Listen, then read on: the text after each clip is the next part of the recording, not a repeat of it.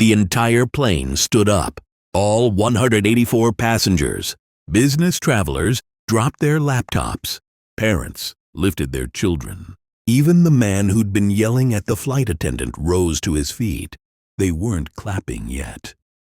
They were frozen in a moment of recognition, staring at an old man in a cardigan who had just been called forward by the pilot. But this story doesn't start with the standing ovation. It starts 30 minutes earlier, when Marine Staff Sergeant William Hayes, retired, 73 years old, made a decision that would change everything. Have you ever met someone who carried themselves with quiet dignity? Someone who did the right thing when no one was watching? Because what happened on Flight 447 will make you look twice at every elderly person you pass in an airport. The simple choice: give them my seat. 3 words. That's all it took to solve a family's crisis and set in motion a chain of events that would leave an entire airplane speechless. The family at Gate 23 was in distress. David and Maria Martinez, traveling with twin 4-year-old boys named Tommy and Carlos. Their connecting flight from Denver had somehow scrambled the seating assignments, and now the airline computer showed the children's seats separated from their parents on a completely full flight to Chicago. I'm sorry, but the system shows you're confirmed for 12B and 12C, the gate agent explained. But the children's seats were changed to 14B and 14C. The flight is completely booked, and I can't just rearrange. Maria Martinez was fighting back tears. This was Tommy and Carlos's first flight, and they'd been excited for weeks about sitting by the window. Now, they faced the prospect of being separated from their parents at 35,000 feet. That's when William Hayes stepped forward. To everyone else, he was just another elderly passenger. Pressed khakis, blue cardigan, worn leather duffel bag. He'd been watching the scene unfold with a patient observation of someone who'd learned that most problems had solutions if people were willing to look for them. "Excuse me," he said quietly to the gate agent.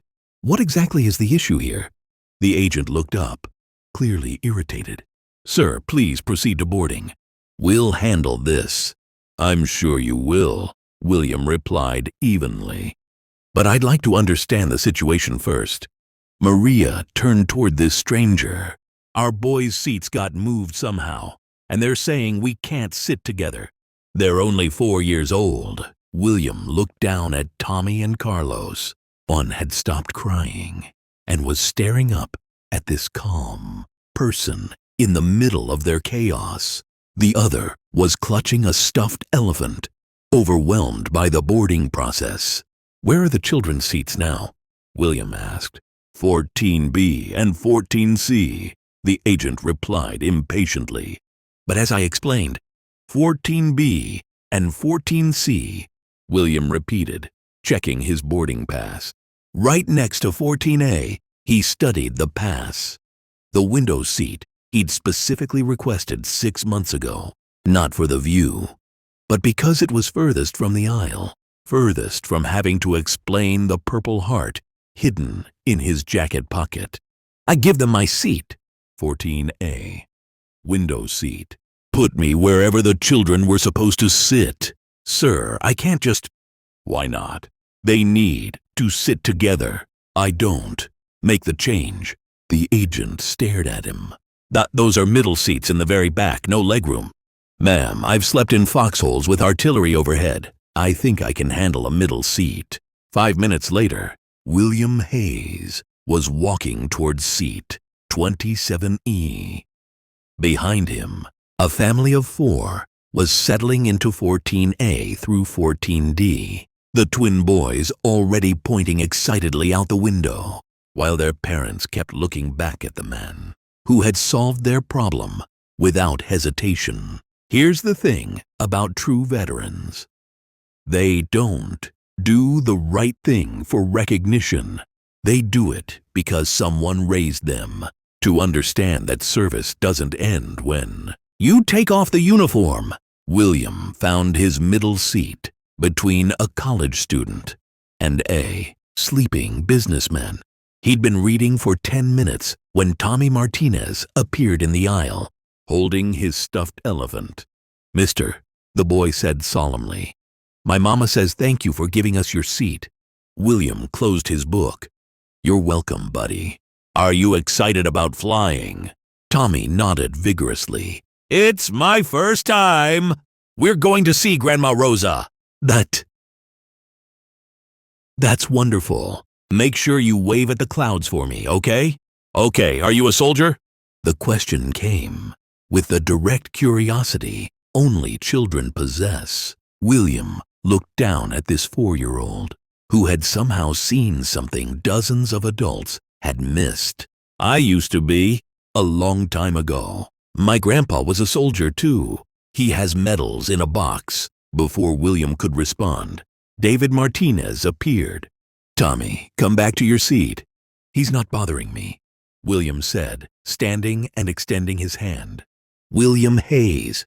"David Martinez, I can't thank you enough for what you did. You saved our entire trip." "It was nothing." "No, sir, it wasn't nothing." "Can I ask, were you military?"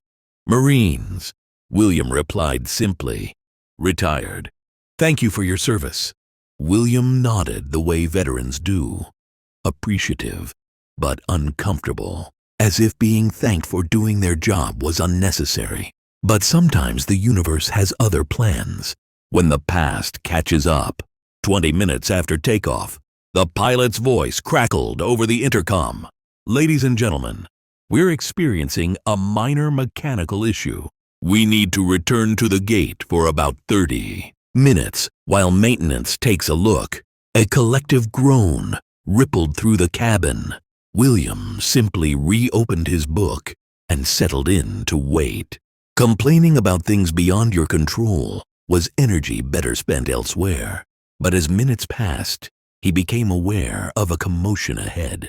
A middle-aged businessman in an expensive suit was standing in the aisle, gesturing angrily at a flight attendant. "This is absolutely ridiculous. I have a presentation in Chicago at 2 o'clock. You can't just trap us here." The flight attendant, her name tag read Jennifer, was trying to remain professional. "Sir, I understand your frustration, but safety is our primary concern." "Safety," the man interrupted. "The only thing I'm concerned about is the safety of my job when I miss the most important presentation of my career." Other passengers were turning to stare. The businessman was just getting started. This is exactly what's wrong with airlines today. No accountability, no customer service, just excuses and incompetent staff. Jennifer was struggling to maintain composure. She was young, probably late 20s, clearly trying to do her job while being berated by someone who thought his meeting mattered more than aircraft safety. "Sir, I assure you we're doing everything we can. Don't give me corporate script. Get me someone with actual authority." That's when William Hayes had heard enough. "Sir," his voice cut through the rant, not loud, but carrying something that made everyone turn. The businessman stopped and looked back. William was still seated, but there was something in his posture that commanded attention. The lady is trying to do her job. She didn't break the airplane, and she can't fix it.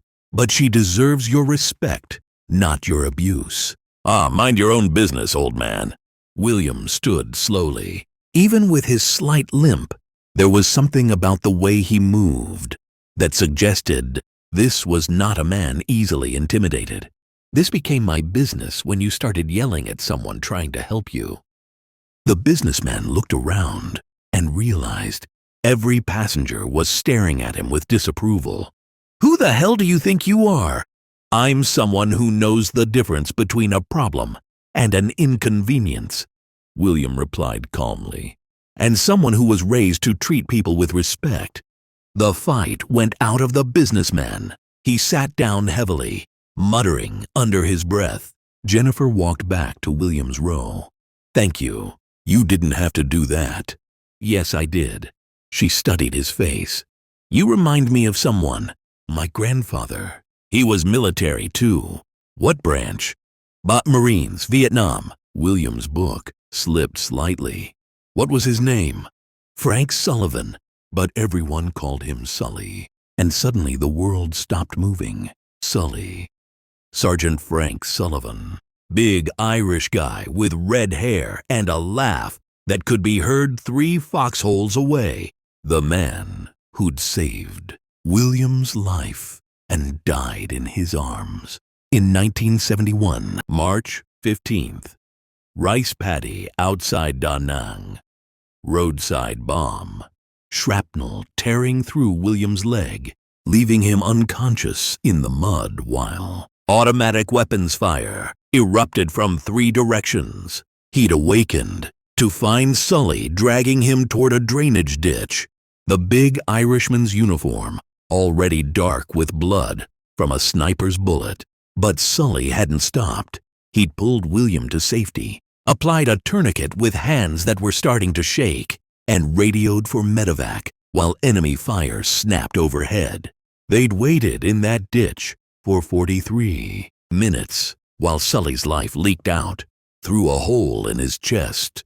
And in those 43 minutes, Frank Sullivan had talked about home, about his daughter Margaret, about his wife Rose, and about his granddaughter Jennifer, who was only 2, but who was going to change the world. "She's gonna be something special, Hayes," Sully had whispered as his strength faded. "I'm gonna help people. Gonna fly. You wait and see." Sully had died just as the medevac helicopter touched down, still gripping William's dog tags. Now, 37 years later, William was looking up at Sully's granddaughter. "You knew him," Jennifer said, kneeling in the aisle. "It wasn't a question. He saved my life." Jennifer's eyes filled with tears. "You're Hayes. He talked about you all the time. He talked about you too. Every day. Said you were going to help people and fly." William reached into his jacket and pulled out a worn photograph. 8 Marines standing in front of a helicopter. Sully was in the center, arm around William's shoulders. "I've carried this every day since he died," William said. "I promised him I'd tell his family what kind of man he was." Jennifer stared at the photograph, seeing her grandfather as a young man. "He would be so proud to know I met you. He'd be proud because of who you became. You're exactly what he said you'd be." Other passengers had begun to notice the sacred moment happening between the elderly man and the flight attendant. "Mr. Hayes," Jennifer said finally, "would you mind if I told the captain about you, about what you did today, and about Grandpa Sully?" William shook his head. "Now that's not necessary. Please, it would mean everything to me." How could he refuse if it means something to you? "It means everything." Jennifer disappeared toward the cockpit. The engine started, and Flight 447 began taxiing. William tried to focus on his book, but his hands were shaking slightly. He was still processing the impossible coincidence when the pilot's voice came over the intercom again. "Ladies and gentlemen, before we take off, I need to share something with you. We have someone very special on board today." William's stomach dropped. "In seat 27E, we have Marine Staff Sergeant William Hayes, who served 3 tours in Vietnam. Today, he gave up his seat so a family could sit together. But more than that, he served with honor and saved lives." Every head turned toward the back of the plane. "I'm Navy myself, and I know courage when I see it. Sergeant Hayes, would you please come forward?" What happened next was something none of the 184 passengers would ever forget. As William Hayes walked slowly up that aisle, a 73-year-old man with a limp, carrying a worn duffel bag, asking for nothing. Every single person on that airplane stood up. Not applause, not yet, just silent recognition of something they couldn't name, but absolutely understood. When William reached the cockpit, Captain Morrison stepped out and came to attention. A perfect military salute at 35,000 feet. Sergeant Hayes, on behalf of a grateful nation and everyone on this aircraft, thank you for your service, and thank you for reminding us what honor looks like. The applause lasted 2 minutes. When it ended, Tommy Martinez called out from his window seat, "Mr. Soldier, thank you for being nice to us." As Flight 447 continued toward Chicago, William Hayes sat in the first-class seat he'd been upgraded to, thinking about Frank Sullivan, about Jennifer, about the strange mathematics of honor that sometimes adds up in ways you never expect. What the passengers didn't know was that William Hayes had been avoiding recognition for 50 years. He declined interviews, refused parades, kept his medals in a drawer. He'd spent decades trying to be invisible, carrying the weight of surviving, when good men like Sully hadn't. But sometimes life doesn't let you stay invisible. Sometimes doing the right thing creates ripples you never intended.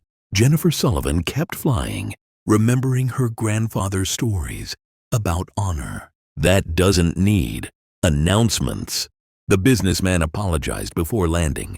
The twin boys grew up with a story about a soldier who taught them that real heroes don't wear capes. And William Hayes, he went back to being invisible, because that's what real veterans do. They serve, they sacrifice, they disappear, back into the crowd of ordinary people doing extraordinary things without fanfare. But sometimes the world notices anyway.